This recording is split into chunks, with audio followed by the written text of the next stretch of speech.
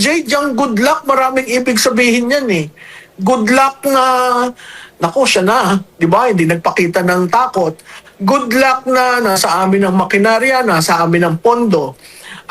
Good luck na, anong batikos sasabihin mo kay Vice Presidente? Pero ako, ibabalik ko sa kanila, good luck sa paghanap ng inyong kandidato.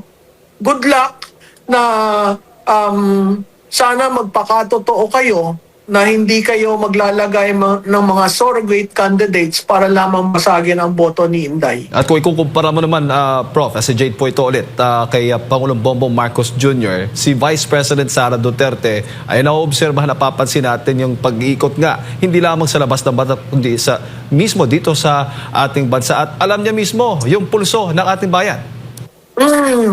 Oo, alam mo, malaking bagay yan sa isang national leader, ha? Siguro sa local, hindi masyado. Kasi ang inaalam mo yung ano nangyayari sa barangay. Pero ito, yung mga lugar na hindi pinupuntahan niya. So sa kanya, hindi porke malayo ka, iilan lang ang botante dyan, hindi ko na pupuntahan. Iba nga ang molde, iba ang mold ng Inday Sara. Kaya napakahirap sa mga politiko na tatamad-tamad ang maintindihan siya. On the other hand, napakahirap sa isang politiko na masipag at mahal ang kanilang constituent na hindi mo kakargahin si Inday Sara dahil wala namang kayong pinagkaiba. Prof, pahabol ko lang, Prof. Sino po or meron po bang dapat na criteria kinakita na dapat na maging katandem ni Vice President Sara para solido po pagdating sa 2028? Alam mo, maraming mga pangalan na, kita mo ha, biglang naglabasan na ngayon ang mga pangalan. Sabi ko, ang bilis naman yan. Sa tingin ko, critical ang Luzon. Strategically, in terms of votes, 54% ang Luzon. Kaya mo ba kung Mindanao at Visayas ka?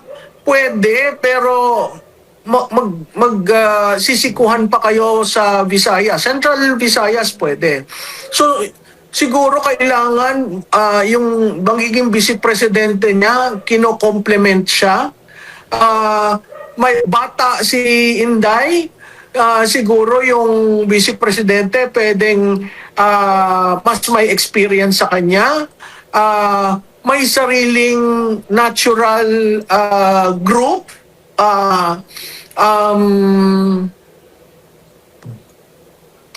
Taga Luzon. Mahalaga ang Luzon. At yung pagpili na yan ay critical kasi mawawala sa usapan ang Northern Luzon. Northern Luzon ba? Hindi naman. Malaki ang Region 3 at Region 4A. So, ang NCR malaki rin. So, tingnan natin. Merong nag-float na babae sa babae. Ako, naniniwala ako na medyo mahihirapan dahil hindi handa ang Pilipino sa dalawang babae na mamuno. Pero, kung yan ay dadalhin ng tao, why not? No, nasa tao naman kasi talaga kung sino yung magugustuhan nila. Ang malaking bagay dyan, naintindi nga nila si Inday Sara nung bumaba at mag-vice presidente na lang. Sa tingin ko maiintindihan nila kung sino ang manunumbrahan ni Vice President, kung sino ang kanyang magiging katandem. May nilabas po na pahayag ang Pangulong Rodrigo Duterte po, Prof, no? For sure, nabasa nyo na po ito. Marami din ang naging emosyonal nung mabasa nila itong pahayag ng Pangulo. Sa tingin nyo po, anong nakikita nyo pong epekto rin dito, lalo na't sa pagtakbo ni Vice President Sara Duterte kung meron man po? Well, alam mo, Admar, very emotional yung sinabi niyang hindi na siya a-attend sa confirmation ng kanyang charges, no? Unang-una doon yung kine-question niya ang jurisdiction. At ang dulo, mahal niya ang Pilipinas.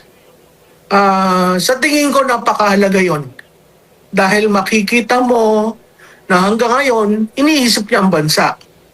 At makikita mo na hanggang ngayon, kung nandun siya dahil sa extrajudicial killing, na sinabi rin niya dyan sa sinabi niya na wala siyang ginawang ganon at parte ng programa, makikita mo na ang Duterte gagawin ang kailangan masaayos lang ang bansa. So, yung paglabas niyan, nagulat ako, nung binasa ko, naging emotional ako, paulit-ulit kong binasa, uulitin ko, no, hindi siya ang kandidato ko ng 2016. So, makikita mo na hanggang ngayon, ikaw rendition na, ang iniisip mo pa rin yung bansa mo. So, malaking bagay yon dahil nasubukan na ng taong bayan si President Rodi ng 6 na taon. Ito pa yung ginante ng isang Marcos. So, may kabuuan yung mga yan. At sa tingin ko, pagdating ng 2028, makikita natin overwhelmingly ang impact ng mga ginagawa nila. Opo. Prof, ngayon, siyempre marami nakikita natin, sabi mo nga kanina, may mukha na. Yung taong bayan, may direksyon na, may signal na doon sa mga pro-Duterte na ito na nga ay tatakbo si Vice President Sara Duterte. Papaano naman po doon sa proseso ng ating halalan? Dapat ba ngayon pa lang ay paghandaan na po ito ng Commission on Elections? Lalo na't marami po ang nagdududa nung mga nakaraang eleksyon. Oo, nako Jade, yan ang problemang isa pa. Meron nga akong kausap, ang sabi, anong gagawin natin kay Chairman Garcia? Sabi ko, wala, naandyan siya, may term siya, di ba? Sa tingin ko, mag-expire yung term niya several days before the election. So, kailangan paghandaan. At kailangan ayusin. Nakita nyo naman sila doon sa paghahanda sa BARM election. Di ba? So, kailangan ayusin. Hindi naman pwede ang COMELEC na nang tutulog pag walang eleksyon, pag dating sa eleksyon, doon lamang gagalaw. So, kailangan ayusin yung voters list, kailangan ayusin yung problema na nangyari noong 2025. Diba? Maraming bagay eh. At dito, sa hanay siguro ng mga supporters ni Duterte, kailangan magsama-sama, lalo na yung may mga tech know-how, kung paano babantayan ang boto. Ganitong kaaga, kailangan planuhin yan. Opo, lalo na't may pahayag po ang palasyo. Good luck. Sa tingin po ninyo, bakit ganon ka-confident ang administrasyon patungkol nga po dito o kaugnay nga dito sa deklarasyon ng Vice Presidente tatakbo sa pagkapangulo? Alam mo, Jay, yung good luck, maraming ibig sabihin yan eh. Good luck na, naku, siya na, di ba? Hindi nagpakita ng takot. Good luck na nasa amin ang makinarya, nasa amin ang pondo. Good luck na, anong bati ko sasabihin mo kay Vice Presidente? Pero ako, ibabalik ko sa kanila, good luck sa paghanap ng inyong kandidato. Good luck na sana magpakatotoo kayo na hindi kayo maglalagay ng mga surrogate candidates para lamang masagin ang boto ni Inday. Opo. Siguro, Prof, huling mensahe po ninyo, lalo't batay sa mga nakikita nating mga survey sa social media, marami pong natutuwa dito nga sa naging desisyon ng pangalawang Pangulo na tatakbong Pangulo sa susunod na eleksyon. Sa mga kasamahan sa Duterte, tayo po ay umupo,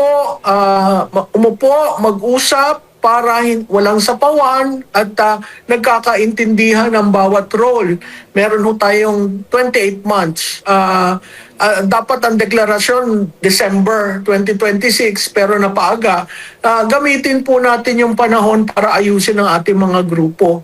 Sa mga politiko, uulitin ko, ang 2028 is an anti-incumbency campaign.